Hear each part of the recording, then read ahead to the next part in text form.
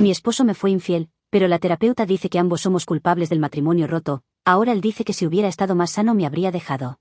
Mi esposo Nicolás, con quien llevo 10 años casada, tuvo una aventura. Esa frase suena tan simple cuando la escribo así, tan directa y clara, pero la realidad de vivir con esa información es infinitamente más complicada que esas 6 palabras. Mi esposo tuvo una aventura, con una mujer de su trabajo, durante 7 meses. 7 meses completos en los que salía de nuestra casa cada mañana, me daba un beso en la mejilla, me decía que me amaba, y luego iba a pasar tiempo con otra persona de maneras que se suponía que solo compartía conmigo. Él está en terapia individual ahora, 2 veces por semana con un terapeuta especializado en infidelidad y trauma relacional. Nosotros estamos en terapia de pareja, 1 vez por semana con una terapeuta que tiene como 25 años de experiencia trabajando con parejas que están tratando de reconstruir después de infidelidades. Él ha asumido toda la responsabilidad por la infidelidad. Ha dicho en múltiples ocasiones que estuvo completamente mal, que fue cobarde, que fue moralmente reprobable. Dice que ve lo devastador que ha sido para mí, para nosotros, para nuestro matrimonio. Dice que si tuviera la conciencia emocional y la capacidad de razonamiento que tiene ahora después de meses de terapia intensiva, simplemente se habría separado de mí en lugar de engañarme. Y esa frase es la que me destruye completamente. Lo que escucho cuando dice eso no es que lamenta haber engañado. Lo que escucho es que si hubiera estado más sano mentalmente, si hubiera sido una mejor versión de sí mismo, me habría dejado, me habría abandonado. La conclusión lógica de un Nicolás más saludable habría sido dejarme, no quedarse conmigo. Él sigue diciendo que la aventura es 100% culpa suya. Lo repite como un mantra. Dice que él tomó la decisión de engañar, que nadie lo forzó, que había 1000 otras opciones disponibles. Pero también dice que la aventura fue una respuesta a sentirse emocionalmente solo en un matrimonio que ya se había vuelto malo para ambos. No para justificar la infidelidad, aclara siempre, sino para entender el contexto. Y técnicamente entiendo lo que está tratando de decir. Entiendo que está tratando de procesar sus propias acciones de una manera más profunda que simplemente decir que es un mal esposo. Pero emocionalmente, lo que escucho es que parte de la culpa es mía, que yo contribuí a crear un ambiente donde él se sintió justificado o al menos donde se sintió lo suficientemente desesperado como para buscar conexión emocional y física en otro lugar. Hace 3 años, tuve un aborto espontáneo tardío. Estaba en mi segundo trimestre. Ya habíamos empezado a comprar cosas para el bebé. Ya habíamos pintado la habitación de un amarillo suave porque queríamos que fuera neutral. Ya le habíamos contado a nuestras familias y amigos. Y luego, en una sola tarde horrible en el hospital,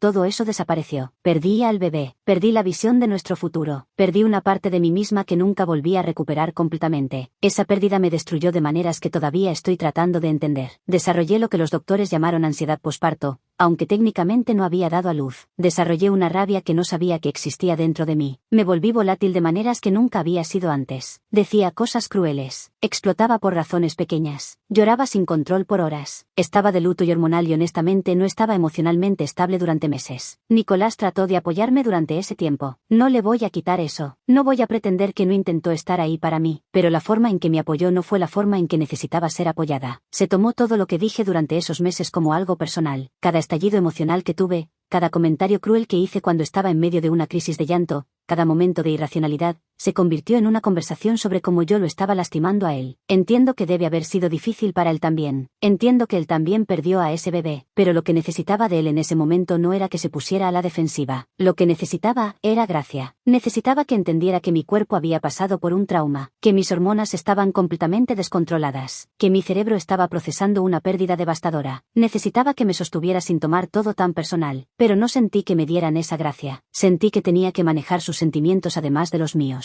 Y fue entonces cuando construí un resentimiento que realmente nunca procesé adecuadamente. Nunca lo perdoné por no sostenerme mejor durante el momento más difícil de mi vida. Luego, aproximadamente 1 año después del aborto espontáneo, Nicolás perdió su trabajo. Fue despedido durante una reestructuración de la empresa. Y luego, como si el universo hubiera decidido que no habíamos tenido suficiente, su madre murió 6 meses después. Fue repentino. Un ataque al corazón. Nicolás estaba destrozado. Había sido muy cercano a su madre. Yo quería estar ahí para él durante todo esto. Genuinamente quería poder apoyarlo. Pero no podía pasar la barrera interna de este pensamiento. ¿Dónde estaba esta compasión cuando yo la necesitaba? Cuando yo estaba destrozada y vulnerable, él no me dio gracia. Él se lo tomó personal. Entonces, ¿por qué debería yo dar una gracia que nunca recibí? Sé que suena terrible. Sé que suena vengativo. Pero es la verdad de lo que estaba sintiendo. Y el resultado fue que fui más fría con él de lo que debería haber sido. No fui cruel, pero tampoco fui cálida. Puedo admitirlo ahora, pero él engañó. Esa es la parte que sigue volviendo a mi mente sin importar cuánto contexto añadamos. Él engañó. Yo no engañé. Cuando me sentí sola en nuestro matrimonio después del aborto espontáneo, no busqué conexión con otra persona. Me quedé. Sufrí sola, aparentemente, pero me quedé. Entonces, ¿por qué no pudo él hacer lo mismo? Nuestra terapeuta, a quien llamaré Carla, Nos ha dado ejercicios individuales sobre cómo hacernos sentir seguros de nuevo. Para mí, eso significa trabajo sobre establecer qué necesito de Nicolás para empezar a confiar. Para Nicolás, los ejercicios son mucho más específicos. Tiene ejercicios de reconstrucción de confianza como transparencia completa con su teléfono, su computadora, sus horarios. Como darme tranquilidad constante. Como hacer chequeos durante el día. Como trabajo de empatía donde tiene que tratar de ver la situación desde mi perspectiva. Pero la regla principal que Carla nos ha dado para los próximos 3 meses es esta. Nadie puede tener la moral alta. Nada de juegos de él hizo esto entonces yo hice aquello. Ambos simplemente tenemos que asumir nuestras partes en cómo se deterioró el matrimonio sin señalar con el dedo. La responsabilidad en este momento, según Carla, debe venir de adentro de cada uno de nosotros. Carla dijo textualmente que ambos parecemos estancados en nuestros propios puntos de vista. Que yo estoy estancada en verme como la parte inocente que fue traicionada. Que Nicolás está estancado en verme como alguien emocionalmente distante que lo empujó hacia la infidelidad. Y que ninguna de esas narrativas es completamente útil para sanar. Y odio estas reglas. Se sienten profundamente mal. Se sienten como si me estuvieran quitando la única cosa que tengo en esta situación horrible,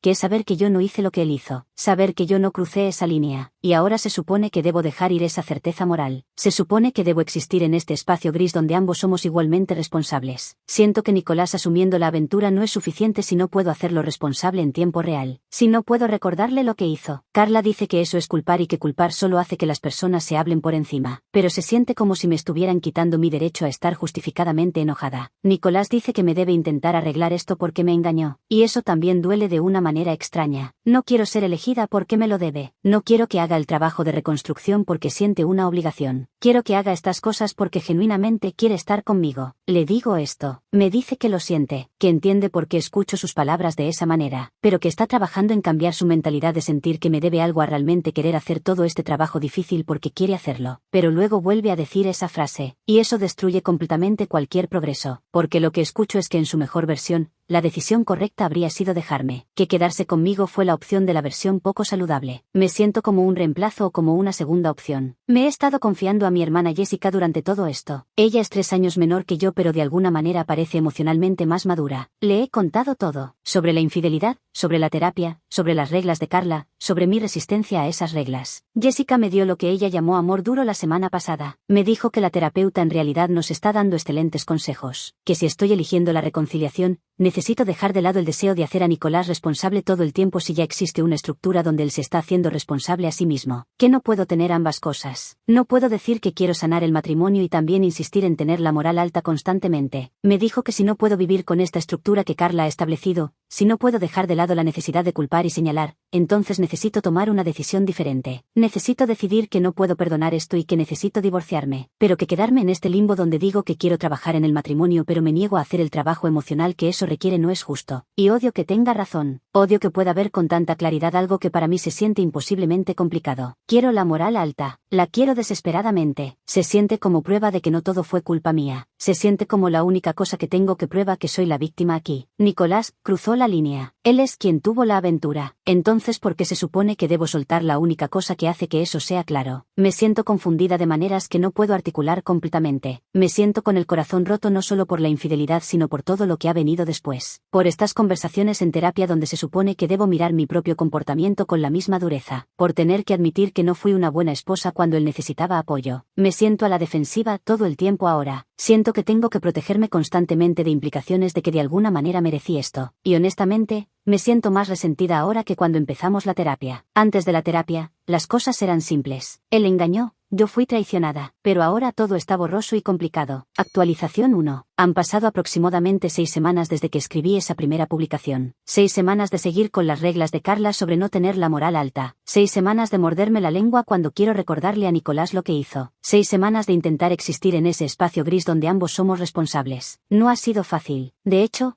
ha sido una de las cosas más difíciles que he hecho. Nicolás ha estado siendo increíblemente consistente con los ejercicios que Carla le dio. Cada mañana me envía un mensaje cuando llega al trabajo. Al mediodía me envía una foto de donde está almorzando. Por las tardes me da una estimación de cuándo llegará a casa. Su teléfono está completamente abierto para mí. Puedo revisar sus mensajes, sus correos, sus redes sociales cuando quiera. Al principio revisaba todo constantemente. Cada vez que iba al baño tomaba su teléfono y revisaba sus mensajes. Buscaba nombres que no reconociera. Buscaba evidencia de que me estaba engañando de nuevo. Pero hasta ahora no he encontrado nada. Y lentamente he empezado a revisar menos. No porque confíe completamente, sino porque buscar evidencia de traición todo el tiempo es agotador. Pero luego pasa algo que me tira de vuelta. La semana pasada estábamos cenando y su teléfono vibró. Automáticamente mi cuerpo entró en modo de alerta. Mi estómago se tensó. Mi mente inmediatamente fue a ella, a la mujer con quien tuvo la aventura. Aunque sé que ya no trabajan juntos, aunque sé que él cortó todo contacto, mi cuerpo reacciona como si cada notificación pudiera ser evidencia de traición. Nicolás vio mi reacción, tomó el teléfono y me lo mostró antes de siquiera mirar quién había mandado el mensaje. Era su hermano preguntando sobre planes para el fin de semana. Nada sospechoso, pero igual mi corazón latía así. Tuvimos una conversación esa noche sobre cuánto tiempo va a tomar esto. Nicolás dijo que entiende que no hay una línea de tiempo, que podría tomar años, pero también dijo algo que me quedó resonando. Dijo que a veces siente que sin importar qué haga, nunca será suficiente, que podría ser completamente transparente por el resto de su vida y una parte de mí siempre va a estar esperando a que engañe de nuevo. Y no pude decirle que estaba equivocado, porque honestamente no sé si alguna vez voy a poder confiar en él de la manera en que confiaba antes. Esa confianza ingenua donde nunca cuestionaba dónde estaba o con quién. Esa versión de confianza está muerta, y no sé si la versión que estamos tratando de construir ahora es suficientemente buena. En terapia esta semana Carla nos hizo un ejercicio que fue particularmente difícil. Nos pidió que cada uno escribiera una lista de las formas en las que contribuimos al deterioro del matrimonio. No las formas en que la otra persona contribuyó, solo las nuestras. La lista de Nicolás fue larga. Admitió la infidelidad obviamente, pero también admitió otras cosas. Admitió que después del aborto espontáneo, se había puesto demasiado a la defensiva con mi dolor, que había hecho que mi trauma fuera sobre cómo me estaba afectando a él. Admitió que cuando perdió su trabajo se volvió retraído, que dejó de comunicarse conmigo. Admitió que cuando su madre murió, parte de él me culpó por no ser más comprensiva. Mi lista fue más corta, más difícil de escribir, porque admitir mis fallas se sentía como darle munición, pero traté de ser honesta. Admití que después del aborto espontáneo desarrollé un resentimiento hacia el que nunca procesé adecuadamente, que guardé ese resentimiento y dejé que coloreara todas nuestras interacciones. Admití que cuando él necesitaba apoyo, fui fría porque sentía que él no me había dado el apoyo que necesité. Admití que dejé que nuestro matrimonio se volviera transaccional. Cuando compartimos nuestras listas en terapia, lloré. Lloré porque era la primera vez que realmente admitía en voz alta estas cosas. Y lloré porque parte de mí todavía sentía que nada de lo que admití justificaba lo que él hizo. Carla nos recordó que no estábamos tratando de justificar. Estábamos tratando de entender. Nicolás también lloró cuando leyó su lista. Dijo que nunca será capaz de articular cuánto lamenta haber hecho eso. Que vive con la culpa todos los días. Y en ese momento quise perdonarlo. Quise decir que está bien, que podemos superarlo, pero no podía. ¿Por qué no está bien? Y no estoy segura de que podamos superarlo. Mi hermana Jessica vino a visitarme hace unos días. Le conté sobre el ejercicio en terapia, sobre las listas, sobre cómo me sentía admitiendo mis fallas. Me escuchó sin interrumpir. Cuando terminé, me preguntó algo que no esperaba. Me preguntó si realmente quiero salvar este matrimonio o si solo estoy yendo a terapia porque se supone que es lo que haces cuando tu esposo engaña. La pregunta me dejó sin palabras, porque honestamente no sé la respuesta. Sé que amo a Nicolás, o al menos amo a la versión de él que existía antes de la infidelidad, pero no sé si puedo amar a esta nueva versión que sabe que es capaz de traición. Jessica me dijo algo que se ha quedado conmigo. Me dijo que el perdón no es lo mismo que la reconciliación. Que puedo perdonar a Nicolás por lo que hizo, puedo entender el contexto,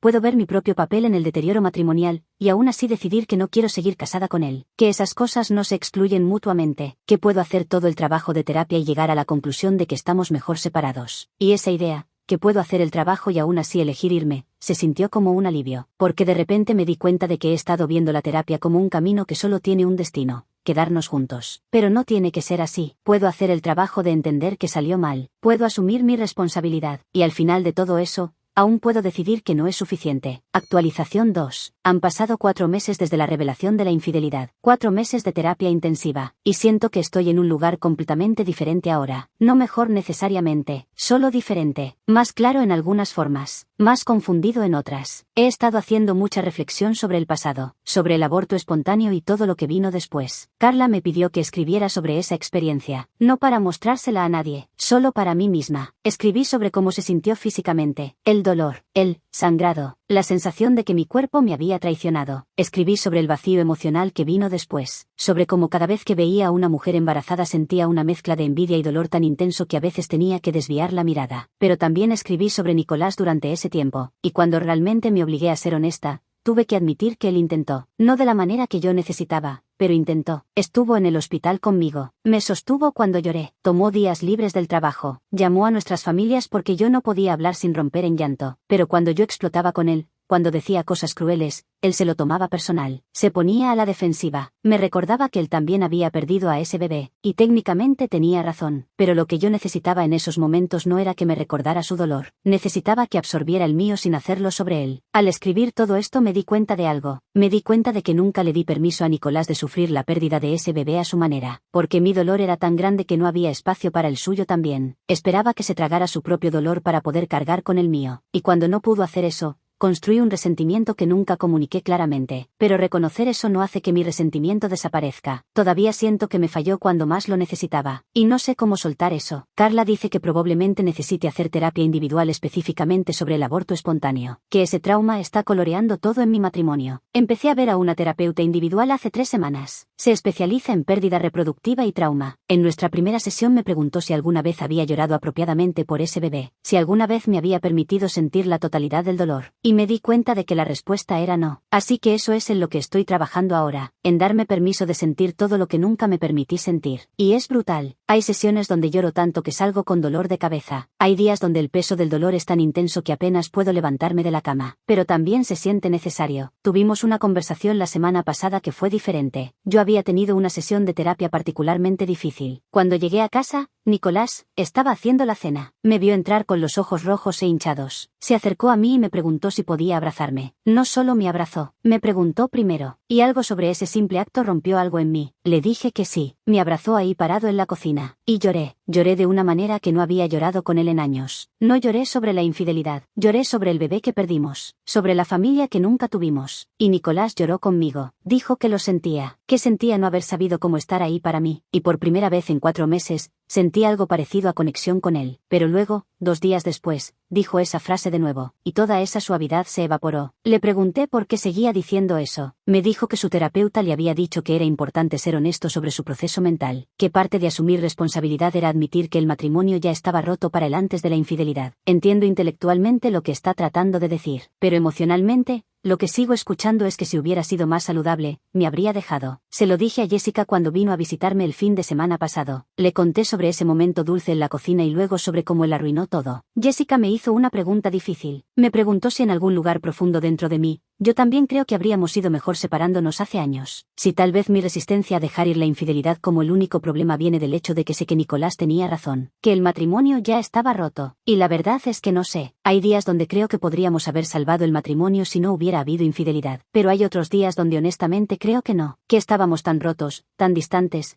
tan llenos de resentimientos. Jessica me dio más amor duro ese día. Me dijo que necesito decidir qué quiero, que llevar 4 meses en terapia mientras todavía estoy fundamentalmente indecisa no es justo, que Nicolás merece saber si realmente estoy en esto, y que yo merezco la claridad de tomar una decisión. Tiene razón, lo sé, pero tomar esa decisión se siente imposible, porque elegir quedarme se siente como decir que está bien que él engañara, pero elegir irme se siente como darme por vencida, como tirar 10 años de matrimonio, y ninguna de esas opciones se siente bien. Actualización 3. Estamos ahora en el mes 5 desde que todo explotó. 5 meses de terapia. 5 meses de trabajo emocional agotador. Y honestamente, me siento más perdida ahora que cuando todo esto comenzó. Carla dice que eso es normal, que a menudo las cosas se sienten más confusas antes de que se vuelvan más claras. Pero se siente horrible. Tuve una conversación con Jessica hace 2 semanas que no puedo dejar de pensar. Ella vino a quedarse el fin de semana porque Nicolás estaba fuera visitando a su padre. Me trajo vino y comida para llevar. Le conté sobre todo lo que había estado pasando en terapia. Jessica me escuchó todo. Tomó un sorbo largo de su vino. Y luego me dijo algo que me ha estado quitando el sueño. Me dijo que he estado tan enfocada en decidir si puedo perdonar a Nicolás que no me he preguntado la pregunta más importante. Quiero perdonarlo. No si puedo, no si es lo correcto, sino si genuinamente quiero. Me dijo que he estado tratando el perdón como una obligación, como algo que debo hacer, pero que el perdón real no funciona así, que no puedes forzarte a perdonar porque se supone que es lo que hacen las buenas esposas, que el perdón tiene que venir de un lugar genuino de querer dejar ir el resentimiento. Le dije que no era tan simple, que Carla dice que el resentimiento es tóxico, que envenena todo. Jessica asintió y dijo que Carla probablemente tenía razón, pero que también es cierto que no puedes sanar una relación solo porque se supone que debes hacerlo, que hay algunas cosas que son demasiado grandes para ser perdonadas, y que está bien si esto es una de esas cosas para mí. Luego me hizo otra pregunta. Me preguntó si yo quería que Nicolás me hubiera dejado en lugar de engañar, si preferiría que él se hubiera acercado a mí hace 1 año y me hubiera dicho que nuestro matrimonio estaba roto. Y después de pensarlo,